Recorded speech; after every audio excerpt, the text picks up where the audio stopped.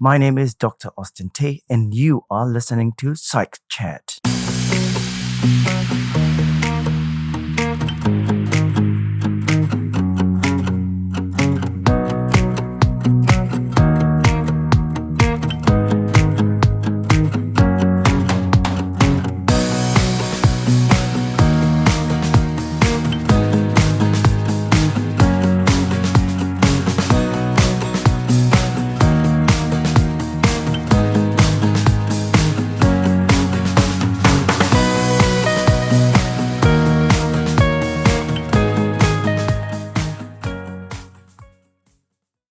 Welcome to episode 12 of Psych Chat.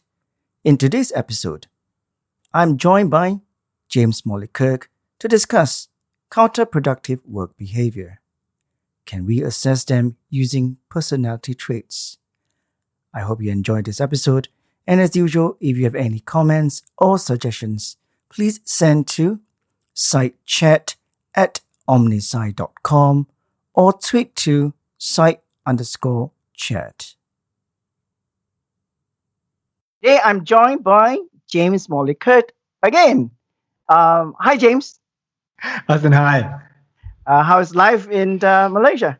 Fabulous, thank you. In sunny Malaysia in a lockdown day, but all is good. Good. Thank you for taking the time to join me today. Today, we're going to be talking about a very interesting topic, a topic that is close to your heart, something that you have actually researched and done a lot of work in this area, and in your everyday consulting work, you're also dealing with this particular subject. So what exactly is this subject? Everybody must be wondering. Today, we will be talking about counterproductive work behavior.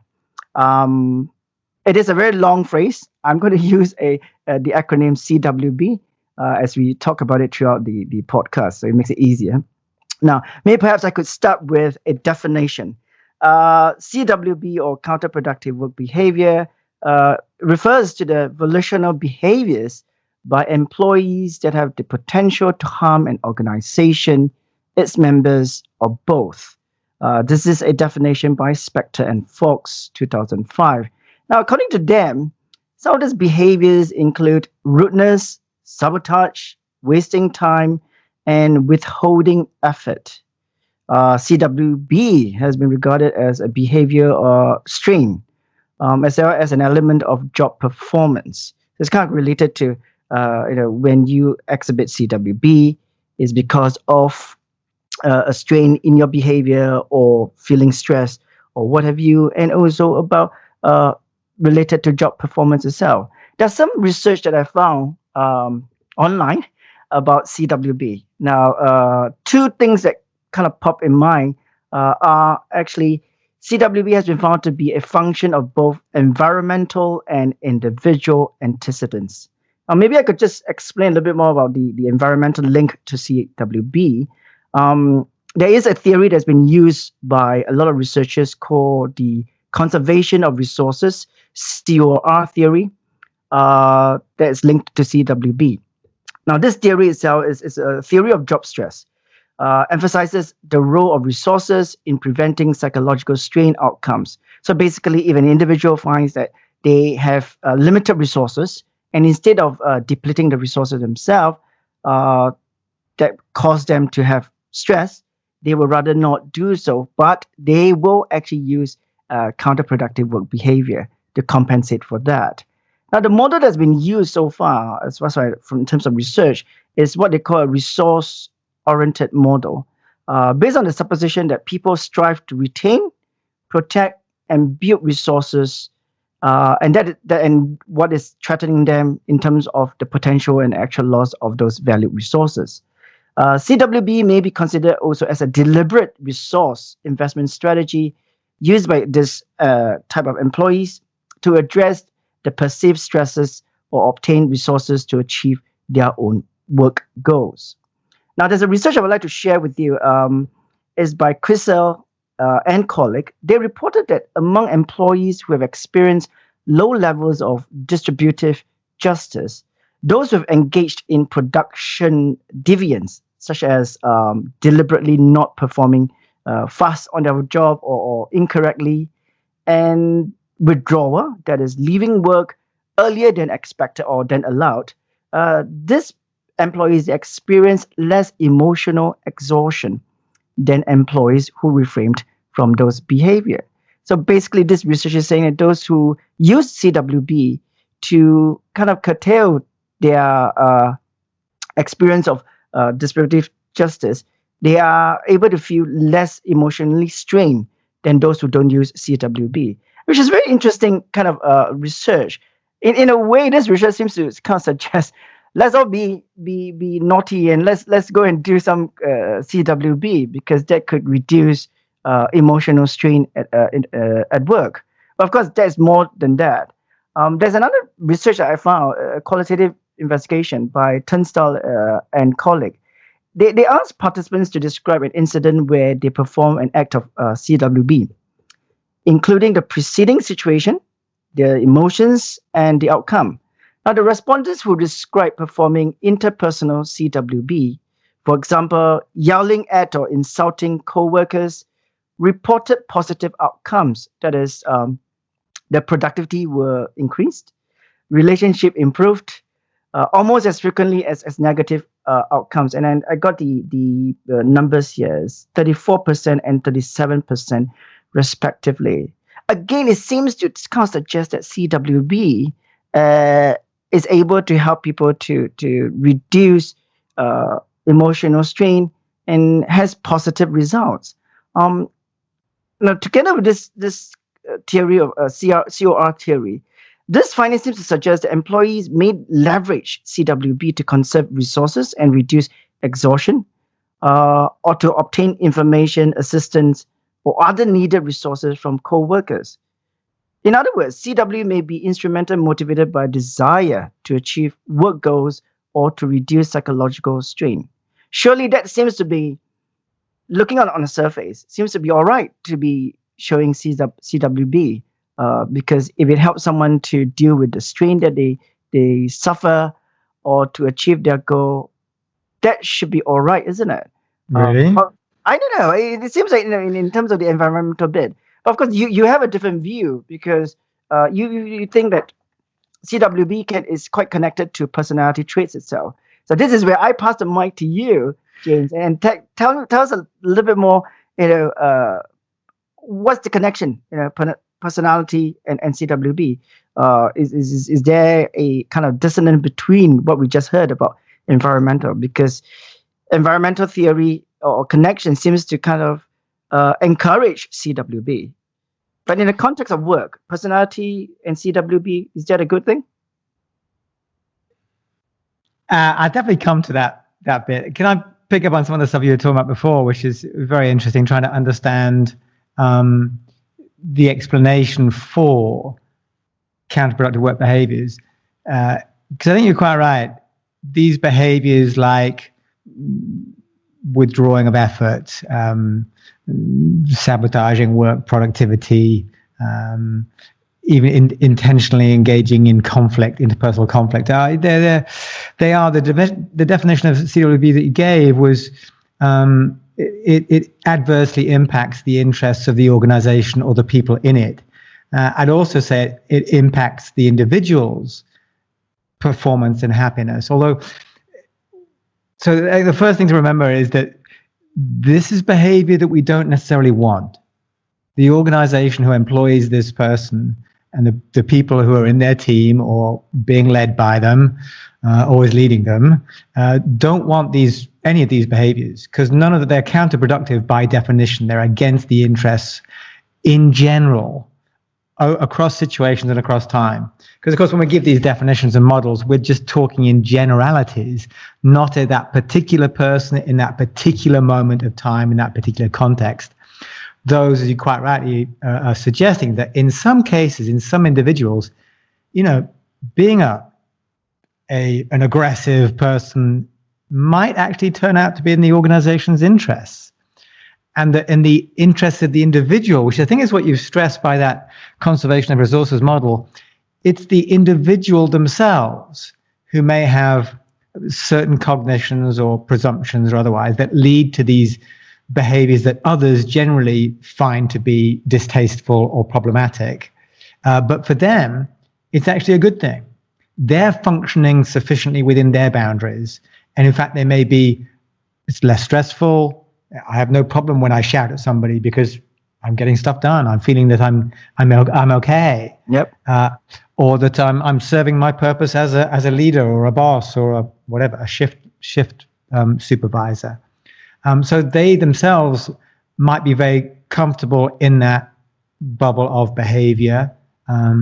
It may serve their purposes for whatever reasons, but it's still dysfunctional in general across situations and across time. So it is still counterproductive. I think that's the first thing I just want to sort of bounce off.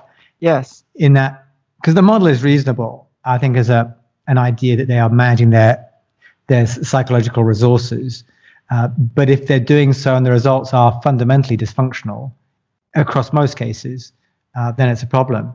There's no doubt, I think you're absolutely right to point out, though, that sometimes these things like CWB, conflict, unhelpfulness, maybe not wasting resources, can actually produce, really good outcomes. Narcissistic, CEOs, narcissistic managers, even rather antisocial, passive-aggressive management can, in some cases, produce good results.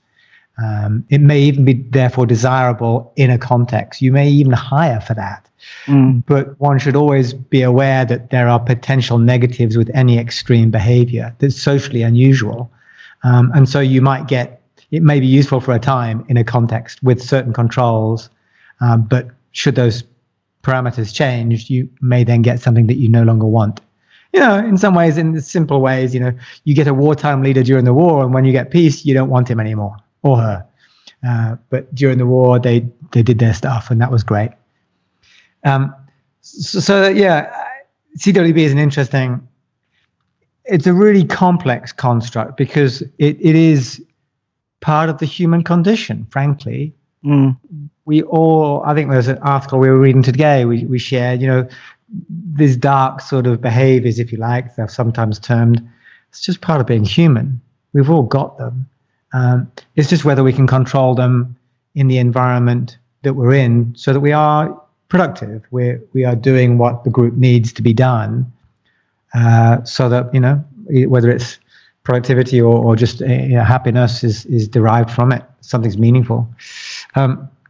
But it's just in general they're not things that we want, because of course the top of the tree, the hill of counterproductive stuff are really bad stuff. I mean, it's the things that you focus on, bullying, which scars people and performance for a long time, or the classics, white collar crime, fraud, theft.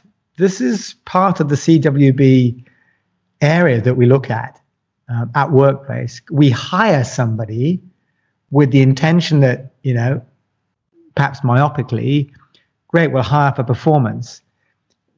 We forget we have to hire to avoid problem performance as well as good performance. And fraud is committed by people that we hire.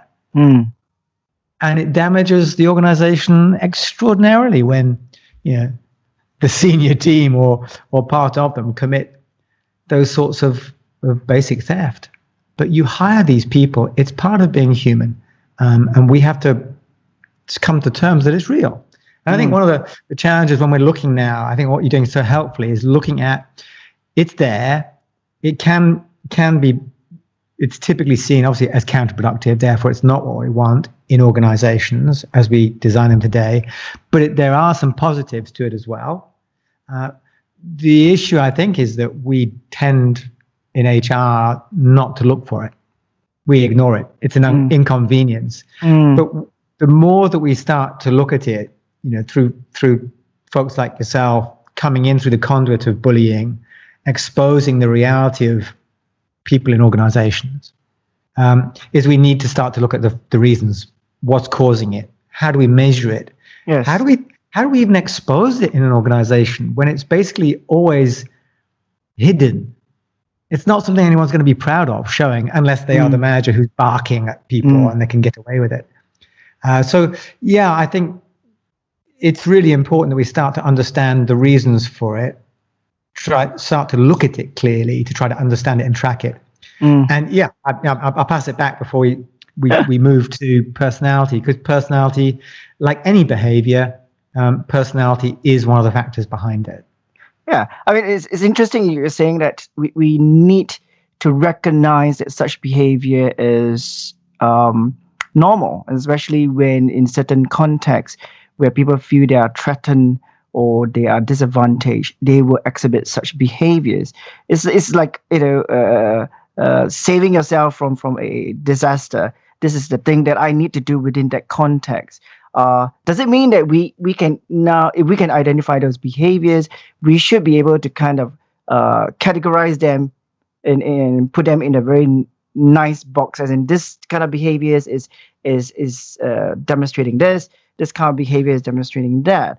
Because as what a lot of disorders has been classified using the DSM, disorders are neatly kind of categorized in boxes. For example, schizophrenia, panic disorder, what have you. Do you think that works in terms of CWB? We could use something like that to label them, categorize them, putting them nicely in a box? It's a really good question, because it actually goes back to the original where the research into counterproductive behaviors in organizations came from, was of course from the clinical side. It started off, obviously the clinical psychologists, psychiatrists have explored personality disorders, behavioral disorders for a long time. They are the CWB is just a corollary of that. It's just the echo of that in the normal population, the functioning population. But in some ways, the definition is the same. If behavior is, typical ways we can expect someone to think and feel and act over time and across situations, then counterproductive, traits are the same. It's just ways that people think and feel and act in organizations that produce problematic outcomes that we don't want. It's the same as a clinical disorder, because the definition is almost the same. It's it's a personality disorder or a dysfunction because it doesn't produce the results of effective functioning of that person in the society where they exist. If our societies were organized in different ways, perhaps those people who we classify as having a disorder wouldn't have a disorder, because suddenly we tolerate those behaviors and those cognitions. So actually, the CWB and the way we think about it in personality terms has definitely come from an absolute direct heritage from personality disorders, from the DSM, the clinical classifications. Of course, the way that we have typically approached personality at work has been influenced strongly by the trait tradition now. Yes. That's definitely there.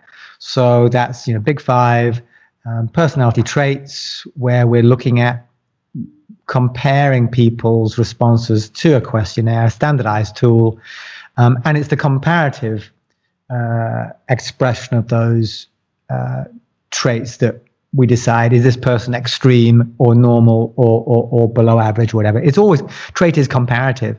And so we've so far are using the same approach in organizations. We're not clinical psychologists, we're organizational psychologists, and we use pretty much the same approach to trying to link the behaviors or the personalities of counterproductive behavior through that trait approach. So the TD12, which is the tool that I'm most familiar with, does that. It's 12 traits. The traits are linked to the original sort of personality disorders, is where the considerations are coming from, but then it's adapted to normal working contexts, and we decide what is extreme based upon the population that we're comparing against, and then some obviously further validation of what that means in practice. So yeah, traits is the way that we approach this now. We don't categorize. It's simply people can vary on traits, and yet it is based still in that idea of dysfunction.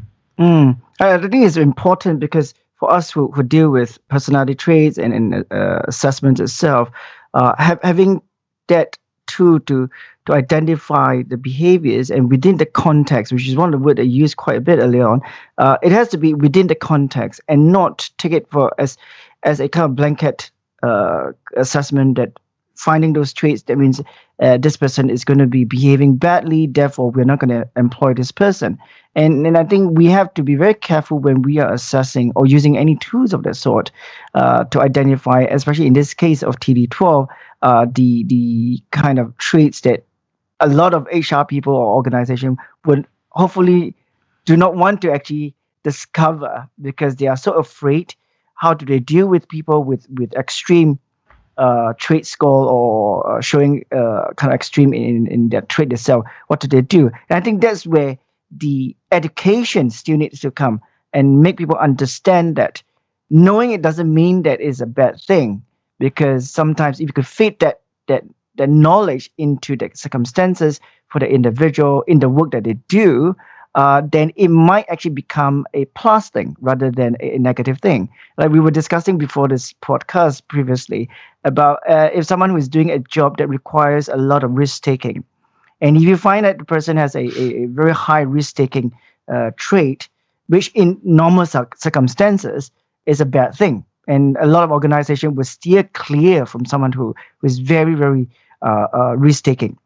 When in the context of the work, if the person is I don't know, trying to dismantle a bomb or what have you, that will be very, very important, because they need that mental capacity to deal with it and to dismantle the thing. So I think whatever tool that we use and whatever trait that we find of an individual, it has to be related to the context.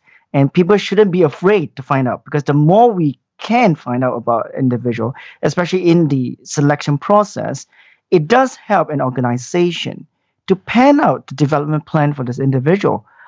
Then this, in a way, you are helping the person grow and also get used to them, their style. And especially this time when organization is in a very volatile situation, things are changing, because where we are today in a VUCA world, we need to be adaptable to look at it the other way around. I think a lot of time when we talk about assessment and selection, is always how the individual can fit into our culture. I think the other way around is also look at how this person's personality trait I can actually utilize, and I can actually kind of leverage to help in terms of for the organization itself. So there is a very thin line there, but at the same time, it is important to draw that, to create the awareness, not just to take a tool of or assessment to on the surface, but understanding why you're doing that and what the result is going to be helpful, and not be afraid to look at the result and say, it is negative, but there is something I can do with it. And I think that is important. Yeah, I do agree. If I can pick up a few things that you touched on there, obviously the first thing is, which we're saying is, when we're looking at these dark personality traits, obviously it's often termed as dark traits and derailer traits. The HR has typically not looked at these areas, because in some ways even organizational psychologists are not there's not that many people who are very well trained in the area. It's been an area where clinical psychology has been that's where clinical psychologists are practicing. Whereas one of the first things here to build up the insights is to accept this is part of normal personality. These are traits that are separate and beyond or related to, but in addition to bright personality traits, if you like, the big five, they add more insights into this particular area of personality dysfunction, and that we need to get more expertise in the area. And that's the organizational psychologist first, I believe. We have to educate ourselves and then have the tools and the information to take to HR. Because when you take these things to HR, who are focusing on so many things, it's got to be consumable and manageable.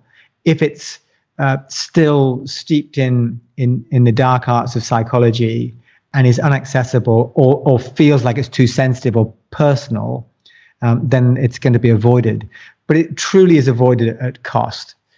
The costs of CWB across an organization we've not even talked about, but besides the frauds down to the adverse impacts on individuals, forced absenteeism or turnover because of abusive behavior, sabotage of work process inefficiencies. Who knows? I know people have quantified it, but the numbers are crazy. We just don't see it. So it is something that I think we've got to look at. Personality is one of the only ways in to look at it, because our traditional ways of trying to understand, predict how people are going to behave in the context we've got for them, it just will not show up counterproductive tendencies. The CV, I won't declare it. The interview, no way will you get this out of me. Even behavioral stuff, I can control for a certain period of time because I know what you're after. Normal personality assessments, cognitive assessments will not show you these things at all. So how do we even get a sense that this person may be abusive or dependent, highly avoidant, rather eccentric in their cognitions? Is to some ways very antisocial, passive aggressive in certain contexts? How will we find that out? Well, you probably won't. So these sorts of trait-based questionnaires really can give us some insights. Of course, not in every case, but in most cases, they give the insight. So they help reduce the complexity and the sensitivity because it can be measured. But you're absolutely right to point out that when we still have to know how to interpret the insights that these tools give us, the same as a Big Five questionnaire report.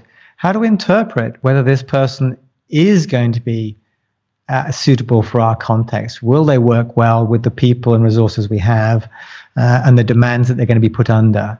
Will they enjoy it? Will the people they work with enjoy being there as well by them too? And what are the risks of them doing things we don't want? So we've got to be able to interpret those results carefully. And there is some sensitivity there. I think one can... It's a bit easier to put these things into, if you like, a development context. So let's do this questionnaire. Let's just talk about your derailers, your derailer traits with your management team or your hypos or any team. And we can expose the tendencies of people to be, uncomfortable, some of their behaviors. So in a development context, those sorts of insights and reports are probably easier to consume. We can tone down some of the descriptions and the rhetoric. And in truth, the Hogan assessments, who led the way on these things, do that very well in their dark personality assessment, their HDS. But in some ways, it takes away the bite of the consequences of these actions, as it's quite sugar-coated. People don't necessarily have to take responsibility, and the impact, the negative consequences of their actions are not necessarily held up as a problem. It's just something to develop that may derail them in the future, rather than they're actually bullying people today. They are being passive aggressive and slowing things down. They are making somebody's life a misery. So in assessment for selection, because of course we don't want to hire people in the first place who are likely to damage our company. HR is the first line of defense. We have to make sure we get the right talent in. Yes. And I think it's normal human behavior. It is complex. There are routes to see this now through these trait questionnaires that without them is almost impossible, other than having an organizational psychologist doing a particular interview, in-depth, extensive thing. You won't get even a sense of it. Yep. And that to get us to the point where we can use these things well, we need more trained psychologists who can lead the way. We need tools that HR can be trained in, that gives them confidence to be able to interpret them carefully, so that even when they're seeing high traits, oh my goodness, this person has an elevated risk of these sorts of behaviors, it doesn't necessarily scare us. It just makes us curious, but then we can explore with confidence to try to understand, is this real? Is this controllable? Do I want it? What could we do to get this person's knowledge and skills, and somehow control these potential behaviors in our context. I mean, from what you just said, a few points came to my mind. It's very interesting because I think as psychologists or organizational psychologists, we are so used to following what has been taught and what has been used before, because of validation, because of all the past experiment has been done. So we take that as biblical truth. And at the same time, I think this has given us a shortfall of our true ability to understand an individual in a well-rounded way. Because a lot of time when we use personality questionnaire, we always, very much that we use it in the context of the job or the requirement of a job. We always look at the potential first, as required in most organizations. They want to know whether this person is able to be analytical for performance. For performance, right? And we always take that as, if they have done that, that's it, that's good enough. But we don't dig a bit deeper about the traits, as you were saying, and the kind of the darker traits, because that is going to cause a imbalance of the person's personality. Because one can never exhibit all the good thing all the time. Being human, you have both. So as psychologists, I think one of the things that we all need to do is perhaps relearn what we know about personality, and also embrace there's a cross-functional of discipline here with the clinical psychologists. These are the things that we need to actually learn, because we cannot just treat an individual only on the surface. We need to also understand what's beneath that. And I think I have seen a lot of colleagues in organizational psychology, which is actually kind of steering away from the traditional way of approaching personality, and they are looking into a bit more deeper, thinking about what's internal. What are the reasons people are behaving certain ways? Are there other traits or behavior that we don't see using a normal personality questionnaire? And I think that is important to stress that, and especially for those who are learning to become psychologists, not to take everything you see as it is. Discover, learn more, ask those questions, and compare and contrast.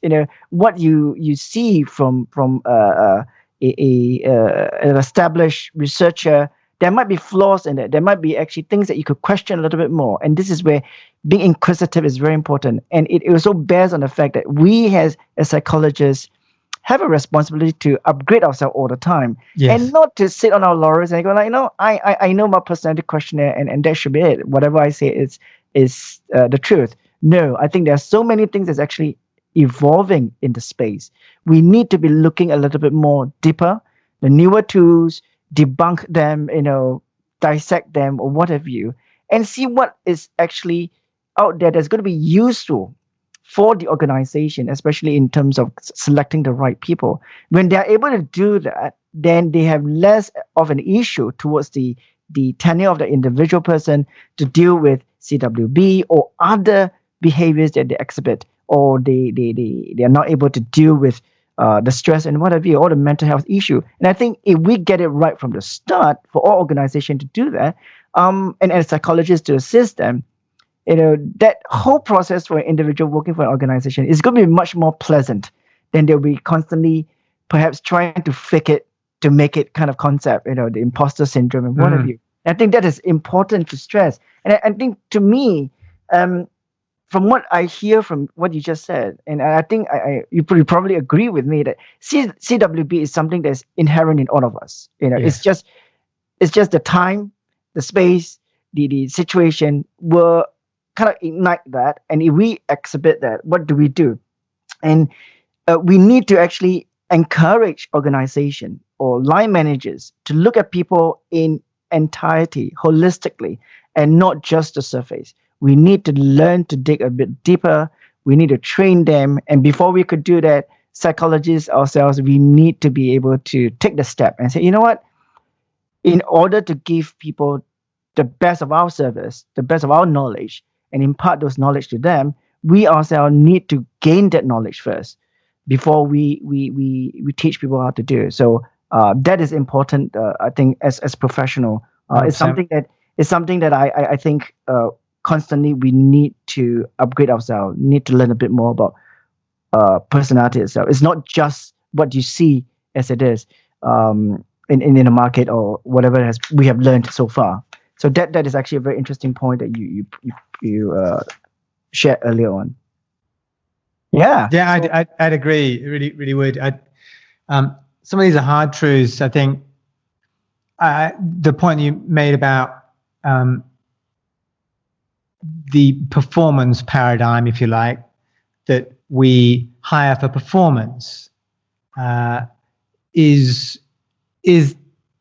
misunderstanding the whole impact that a human provides you when they walk in the door. They may have, again, technical knowledge, skills, experiences, and traits, behavioral competencies that suggest they can do this job or have done this sort of task before. That's a task element of performance. And yet we actually hire for them to do a job in a context with certain resources and other people, and we wish to retain them in that environment for a certain amount of time, a minimum amount of time, so we get our return on investment. That's, we don't want to lose you until we've had our 3 years or our 6 years or whatever it is we're looking for. So we need to make sure they're going to fit that environment happily. And the third part of that equation is, and what might you bring that you don't really want to tell me about, but we need to know because that's part of who you are. What's the baggage you're going to bring here? And how, if the more we know about that counterproductive risk, we can sort out ways where we can strengthen the situation to control those things, reduce the likelihood. So if I know, in simple terms, that if I put you in a room with red wallpaper, that on Friday afternoons you freak out, then I'll change the wallpaper. It's really simple. If I know that if I put you in an environment where you have to speak in a large group, for a week, that in the second week you'll freak out, then I'll curtail that. It's a lot of the situations that we put people in where they'll respond problematically. They can control themselves if they're aware, if I am aware, that the manager or whatever, if the context is modified to help them in that way. As you stress, the situation is specific. Trait activation, situational strength are still relevant. We can control those things, but only if we know they exist, only if it's real. So rather than this one-dimensional view of people, let's just check the competencies. We've done our competency model. It's a great, based on good job analysis. That's great.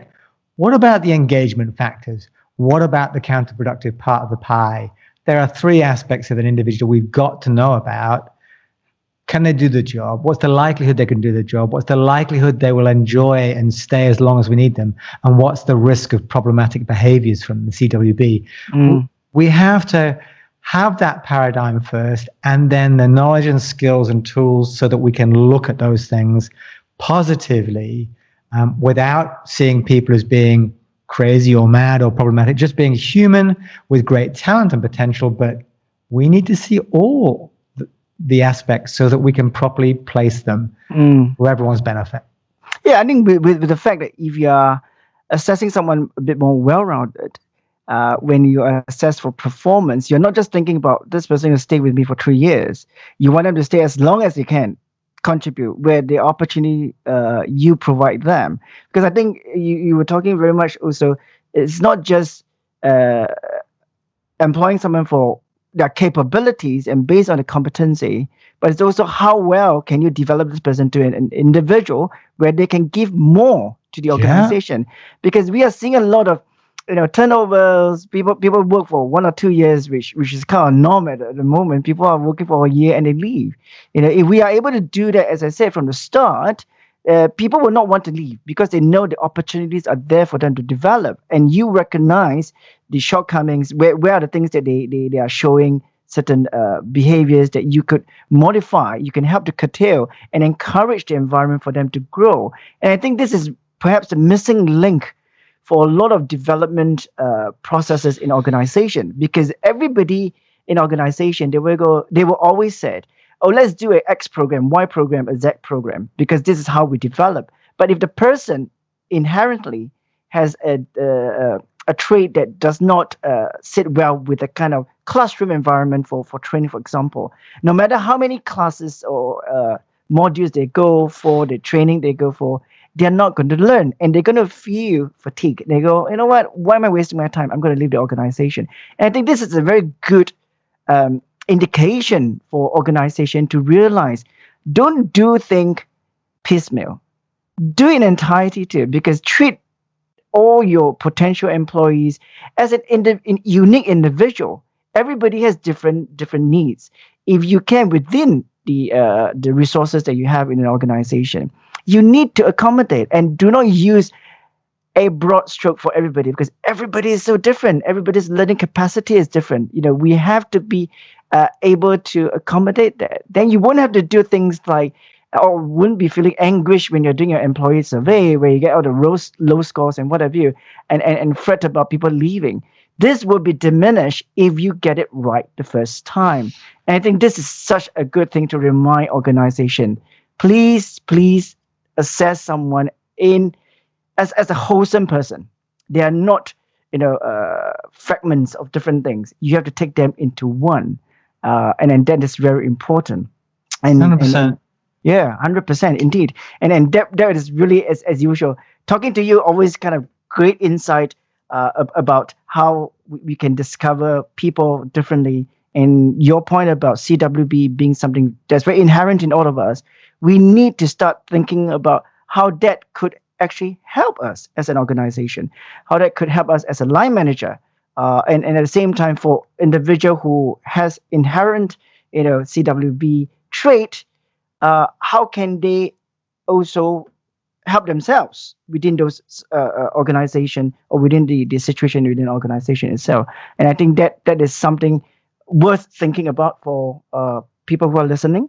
If you have any other questions, I'm sure both myself and James will be very happy to talk about. And as usual, if you guys have any other suggestions or topics that you want us to talk about, I'm using the word we, as you can realize, people listening to it, because James has kind of volunteered to kind of co-host side chat with me in the next few episodes, I hope, and then more. And let us know so that we could actually put it on as one of the topics that we can talk about. You can easily send an email to me on sitechat@omnisci.com or tweet to site_chat on Twitter. So great, James, as usual, thank you for joining me, and I'm sure we will be talking again in the next episode. Right. Thanks very much, Justin. Really appreciate it. You're most welcome. Thank you.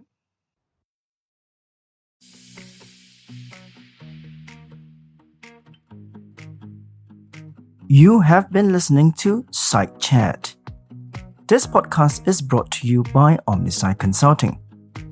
We are a team of psychologists with a wealth of experience in working with individuals, teams, and organizations in the areas of coaching, executive selection, assessment and development, career transitioning, and workplace intervention. Omnisci Consulting exists to solve the critical issues facing our clients, both large and small. Our approach is to tailor-make each service to meet the requirements of our clients. Our broad range of services and solutions help individuals and organizations to facilitate change, achieve their vision, and optimize performance and productivity. For more information about our services, do check us out at www.omnisci.com.